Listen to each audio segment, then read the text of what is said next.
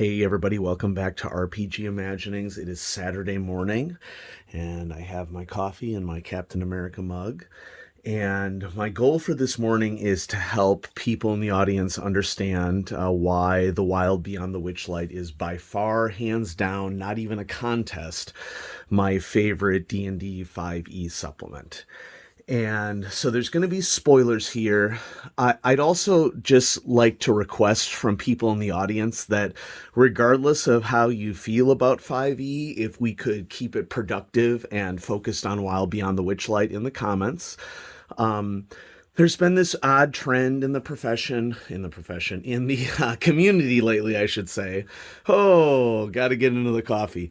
There's been a common thing happening on community social media in which, I don't know, people with nothing better to do have been hating on 5e. It's like as soon as something becomes really popular, it's no longer worth their time because they want to be edgy or something like that.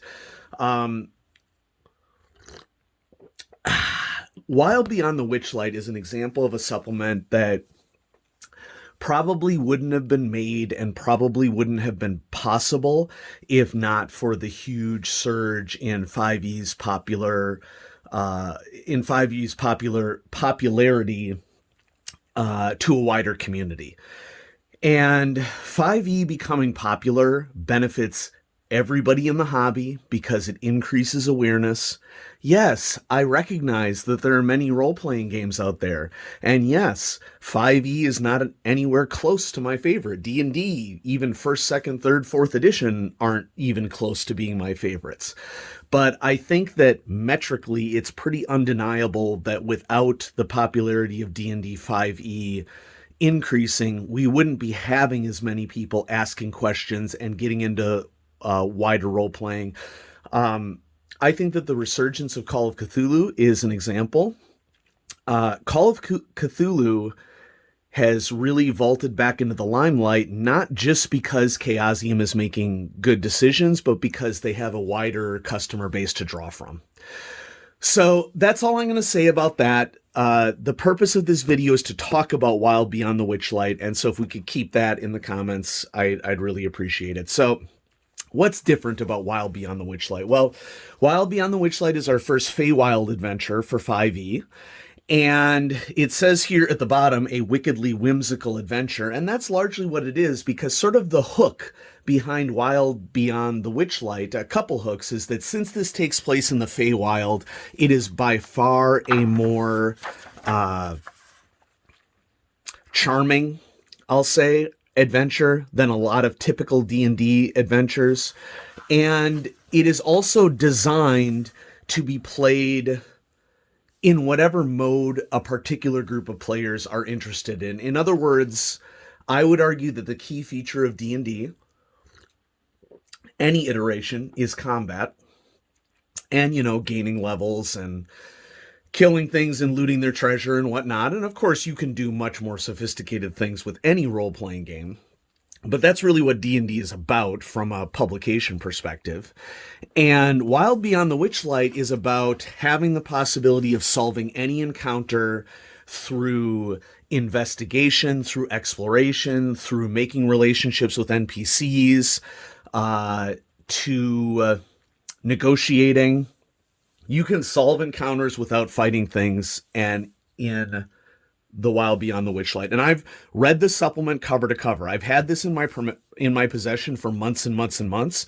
But before I wanted to talk about it, I wanted to make sure that I'd read it cover to cover. And I enjoyed the heck out of reading it cover to cover.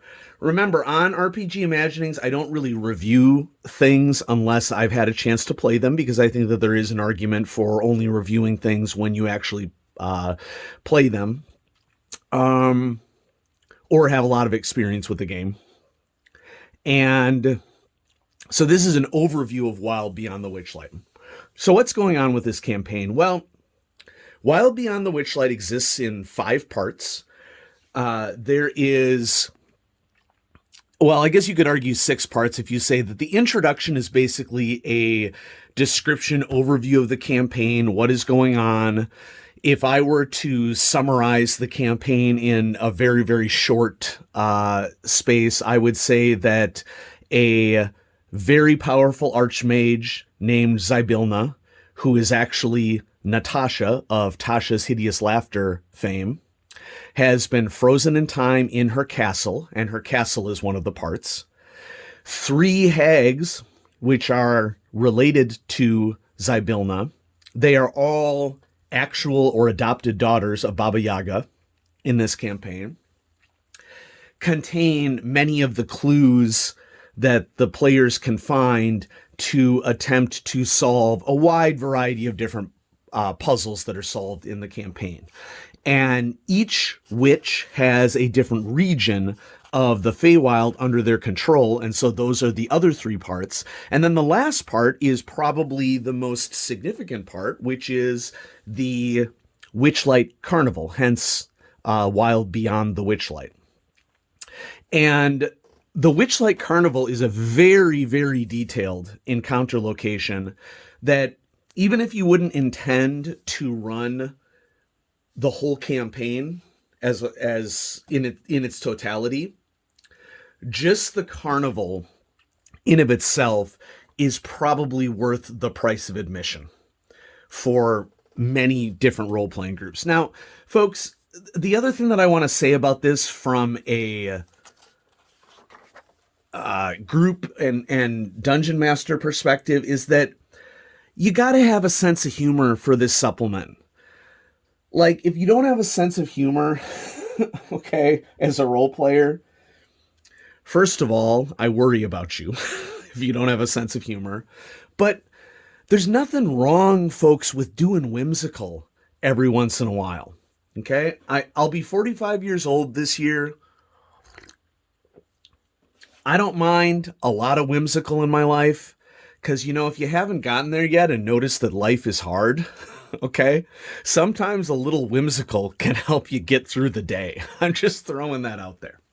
So, in paging through the introduction here, you can see that there are new races to play in the Feywild, like the Harengon, which are bunny-like PCs, and you can play sprites, and there are different backgrounds.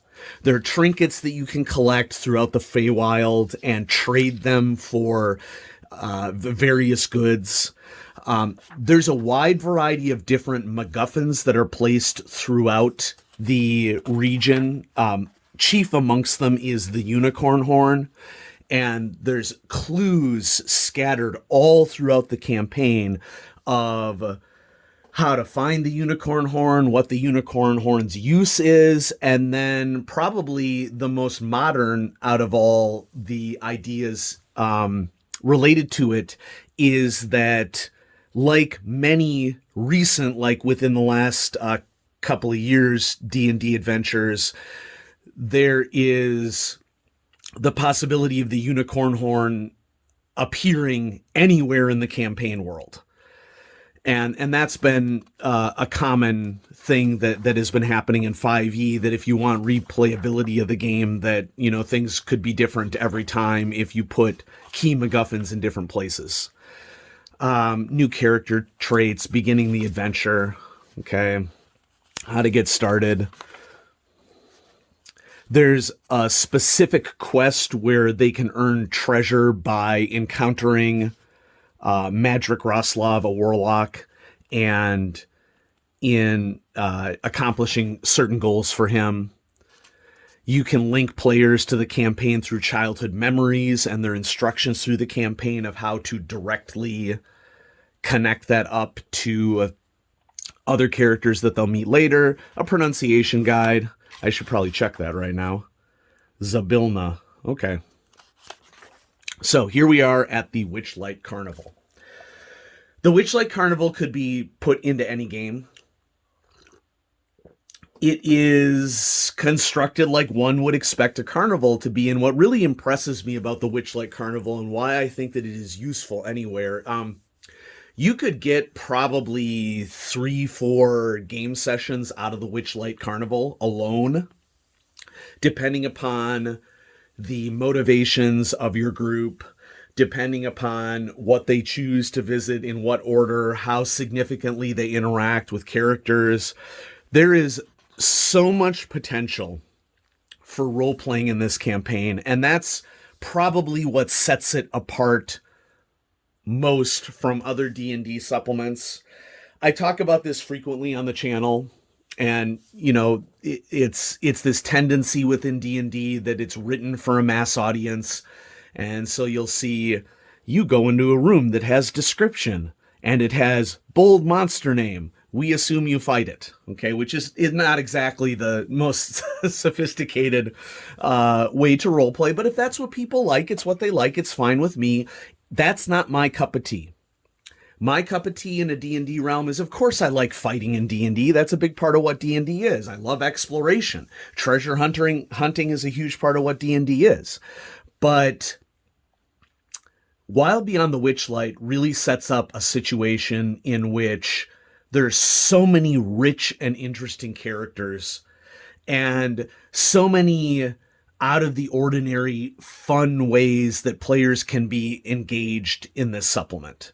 And so the runners of the carnival are Mr. Witch and Mr. Light, and they all have their particular idiosyncrasies. There's in the back of the book, there are role-playing notes for many characters to use as easy to access handouts for the DMs, so that they don't have to flip through the book and find particular notes. It's summarized for them. Here's a map of the carnival itself.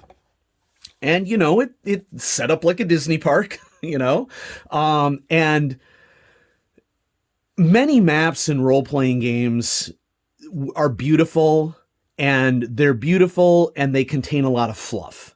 In other words, stuff that's on the map for the map to look good.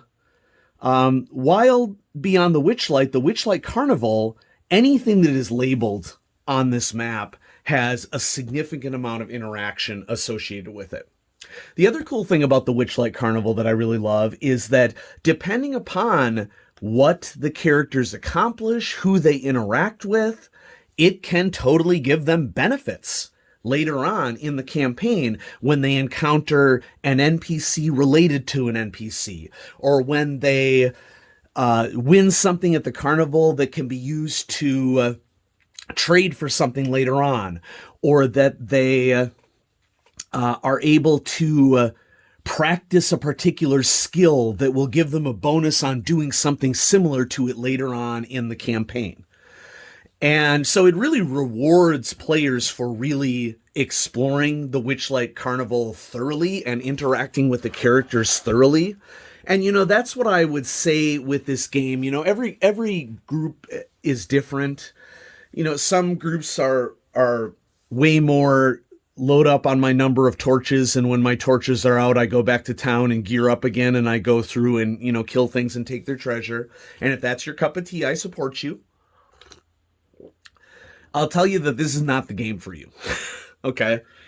So there's a huge chapter here about the Witchlight Carnival with so many NPCs and interesting creatures and items to obtain and activities to participate in and problems to solve and quests to get and beasts to ride and love stories to influence.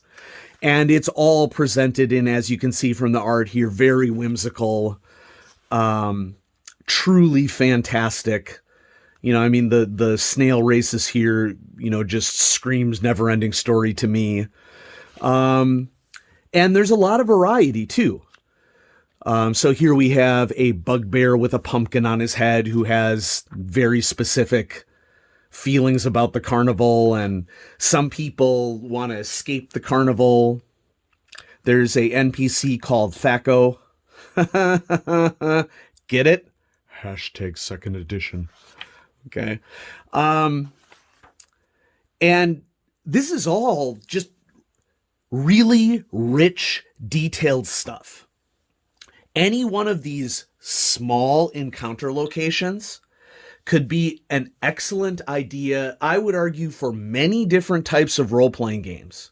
Okay? Because remember, when I read a role-playing supplement, I'm not just reading it in isolation in a vacuum. I'm reading it as a possibility to get story ideas for any game that I can fit into it. So just because this is skinned fantastically doesn't mean that I can't use this in Call of Cthulhu or Gamma World or any other role-playing game that you can think of where, we have base human storytelling.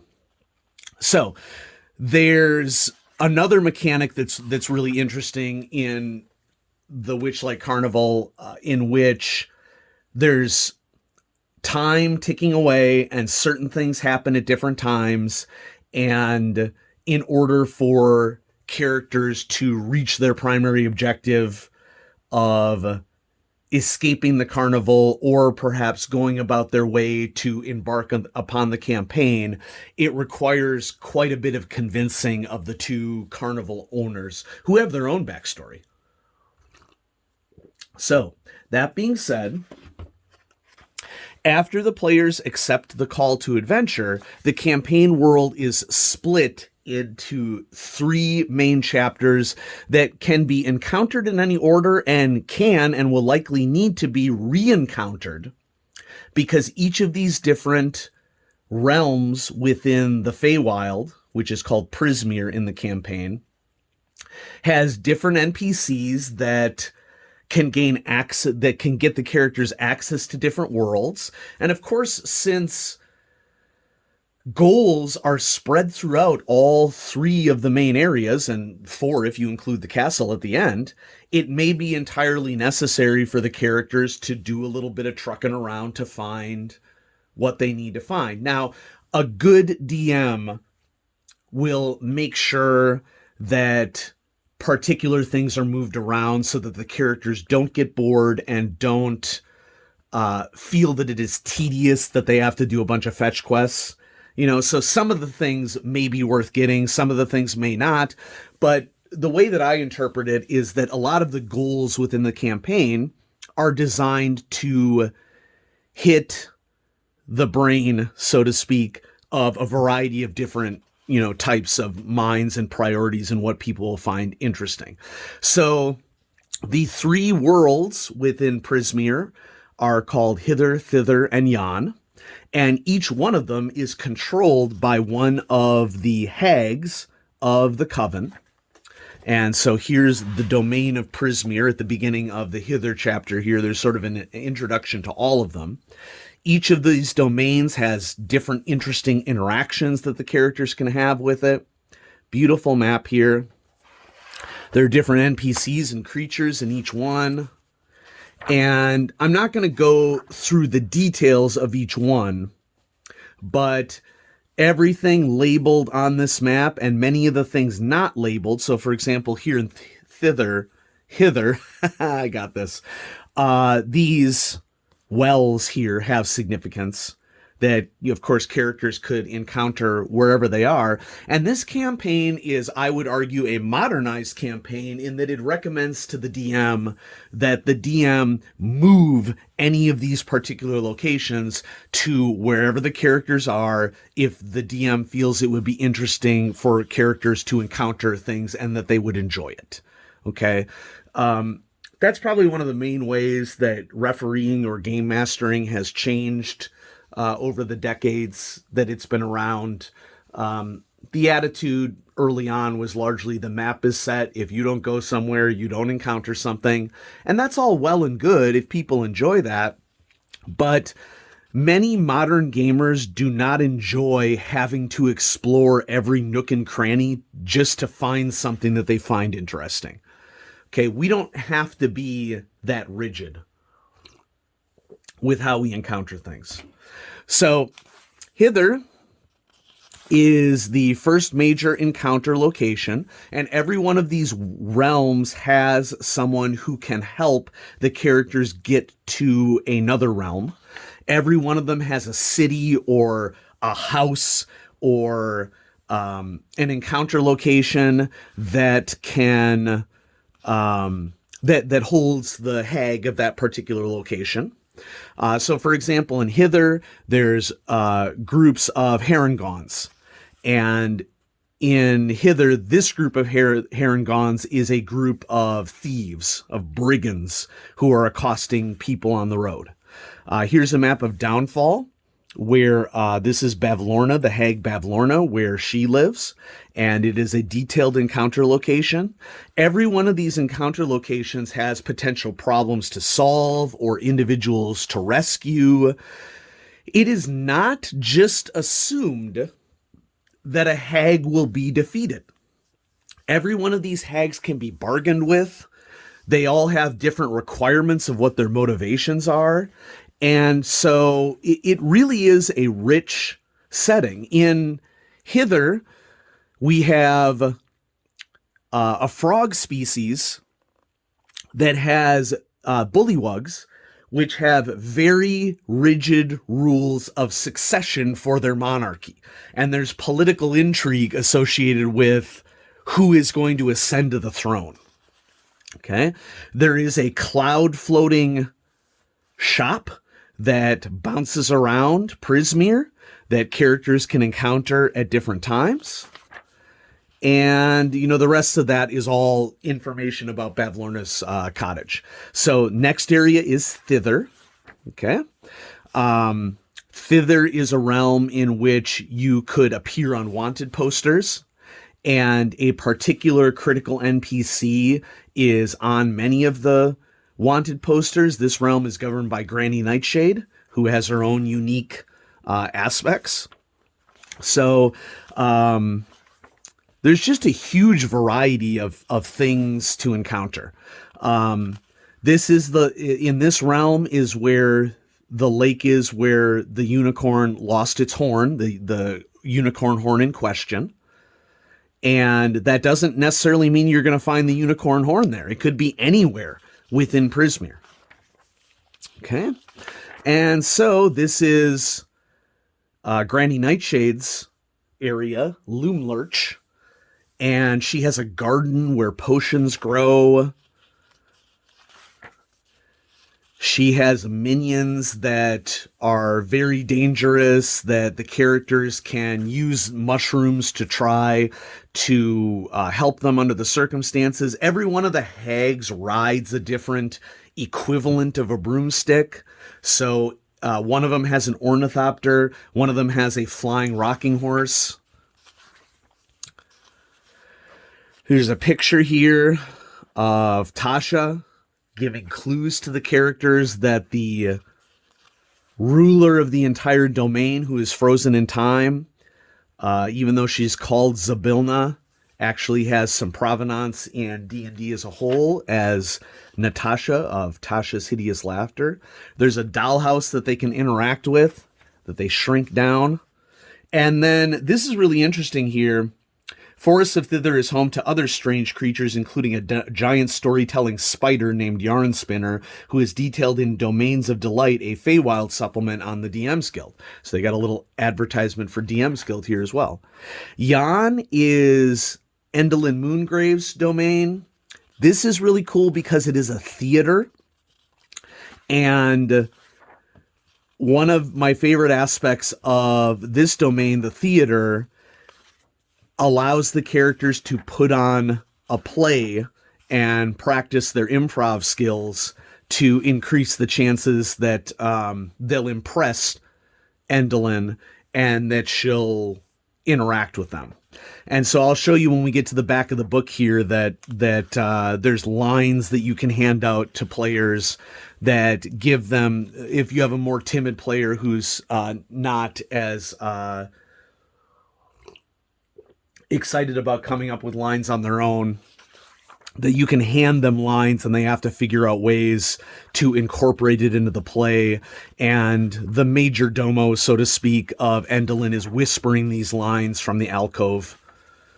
And then, last but certainly not least, we have the Palace of Heart's Desire, where Zabilna, or Igwilv, or Tasha, she goes by many names, is frozen in time, and different doors are locked with different sigils, like you might expect in, Resident Evil or something.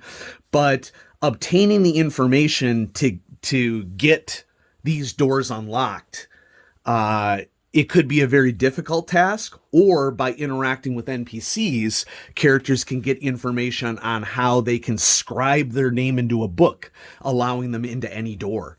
And so there's plenty of different opportunities for characters to encounter a wide variety of different ways to open doors, which is appropriate for a role-playing game. There rarely, if ever, should be just one way to accomplish something, because that is a great way to lead your characters to frustration. Okay? There's a Jabberwock inside the palace, as well as a giant owl that neither are the players going to be able to defeat martially. I mean, I would say it's possible. To defeat it martially, they would have to find Snickersnack, okay, the sword from Alice in Wonderland, or they can figure out a way to unleash the owl on the Jabberwock, because the owl hates the Jabberwock. Glasswork golems. And that leads me to, some of the other cool aspects that I haven't talked about thus far in my description of the book, which is other major NPCs that can be encountered in the campaign. So there's the list of magic items here that are relevant to the campaign, and then we get to various different factions. And so there's a section here on the Hourglass Coven, the Coven of Witches. We have Bavlorna, who of course in the realm of the Bullywugs takes on frog-like characteristics. We have Endelyn Moongrave, who has like a puppet show inside of her body, and she is in charge of the theater realm. And then you have Scabatha Nightshade, who is a clockwork hag that, and each of these different hags has a different weakness that the players can find out about and exploit to defeat them or begin to treat with them.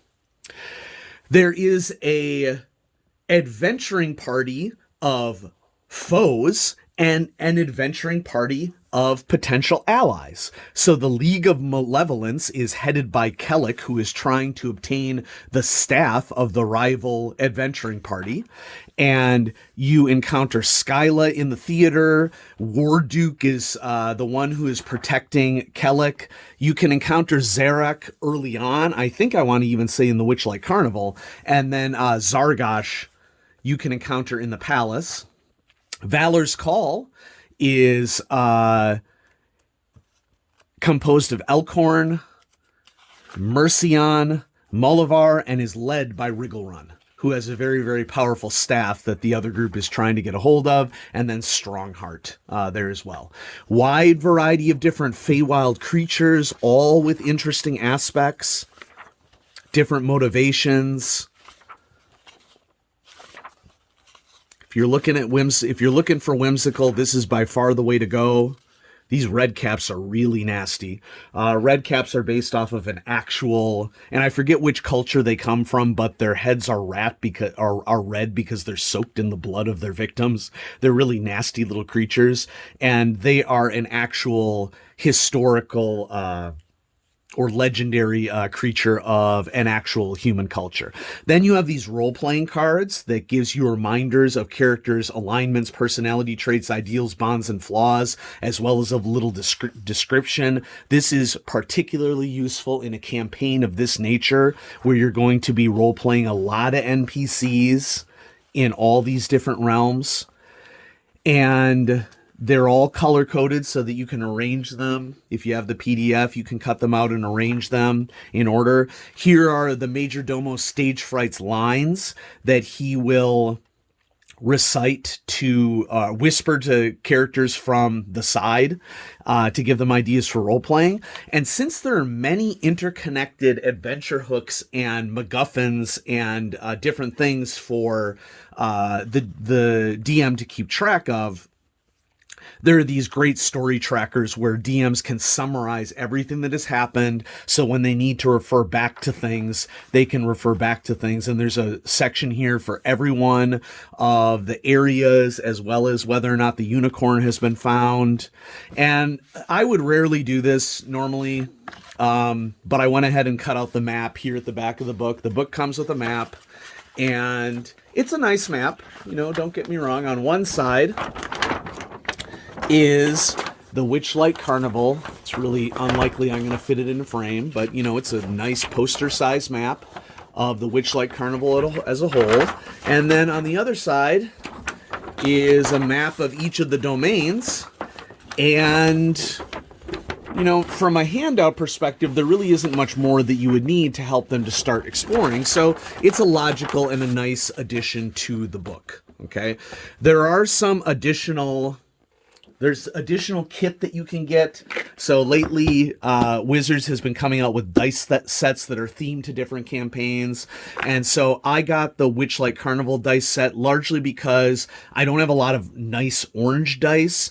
And I like the idea that when you open this beast up, it's a velveted box that you can inlay if you want, or you can have it as 2 separate dice trays. And the dice are orange shimmery with purplish numbers on them, and you get extra d6s with it, and so that's nice. In addition, you get a set of cards and a miniature map of the Witchlight Carnival. It's actually just, I think, a miniaturized, let's see, so you get nice little poster of the carnival itself, and then a miniaturized map of the carnival. And there's cards that detail NPCs within the carnivals and different tasks that the heroes can do. So catch the fairy dragon by the tail, the ring toss, cards about specific NPCs that they can encounter. Is it necessary? No. Is it fun? Yeah. Okay. So whether or not you're interested in that, that's entirely up to you. But, I was just into it because of the nature of the dice tray and the orange dice that are in it. So Wild Beyond the Witchlight is by far my favorite D&D 5e campaign because it is a whimsical setting that has all sorts of possibilities for role-playing interaction and negotiation and solving problems for characters and investigating locations, exploring. It has everything that is great about D&D if your priority is the stuff that isn't combat. Could you do combat in here? Sure. Of course you could. Okay. But I find the non-combat options to be far more interesting and challenging than the combat options because it becomes less about, well, let's optimize my stats and smash things as hard as possible. I mean, it would be really difficult to power game your way through Wild Beyond the Witchlight. I'll tell you that right now. If you're a power game, Wild Beyond the Witchlight is going to frustrate you because it isn't that type of adventure. And I definitely prefer a D&D game that is more on the whimsical, humorous side. And so Wild Beyond the Witchlight scratches my itch. Wanted to give you a little overview of the campaign and the accessory that you can get. And so thanks everybody for watching. I'm going to have some more coming at you on RPG Imaginings. I have a lot of books that I'm in the process of nearly finishing that I want to feature on the channel. I have Maganomia coming up, which I'm very excited to give an overview of Maganomia. It's a very exciting Renaissance wizardry game that is truly brought up to modern standards. And so stay tuned for that.